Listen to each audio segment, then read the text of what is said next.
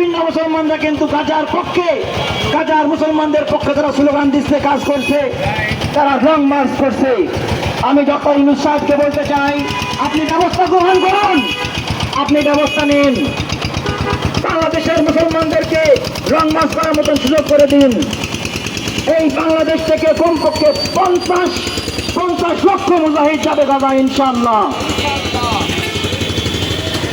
এই জন্য প্রত্যেকটা মুসলমানকে সজাগ থাকতে হবে সবসময়, প্রত্যেকটা ক্ষেত্রে, যে আমরা মুসলমান, আমাদের ঐতিহ্য ভুলে গেলে চলবে না।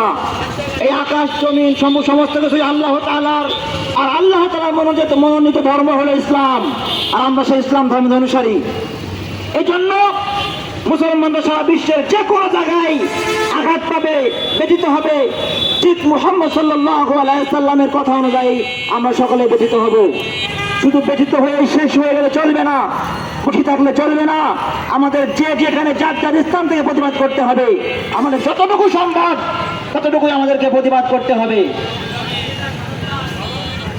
এই জন্য আমাদের যে কোনো সময় যদি ডাক দেয়, আমাদের ওলামায়ে কিরাম যদি ডাক দেয়, আমাদের আমির আল্লামা মামুনুল হক সাহেব যদি ডাক দেয় কখনো গাজার মুসলমানদের পাশে থাকার জন্য, আমরা সকলে ইনশাআল্লাহ চেষ্টা করবো যে নিজের জান দিয়ে, মাল দিয়ে, স্ত্রীকে বিধবা করে, সন্তানদেরকে এতিম করে হলেও আমরা গাজার মুসলমানদের পক্ষে থাকবো ইনশাআল্লাহ।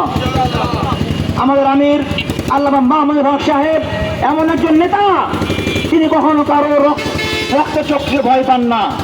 আমরা একজন রাহবার পেয়েছি, এটা আমাদের শুকরিয়া, আলহামদুলিল্লাহ।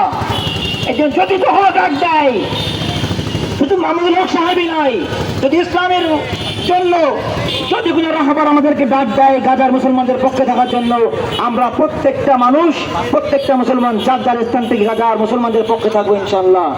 এই বলে আমার সংক্ষিপ্ত বক্তব্য শেষ করছি। রাসূলুল্লাহ মিনাল্লাহি ওয়া ফাতহান করিম। আসসালামু আলাইকুম ওয়া রাহমাতুল্লাহ।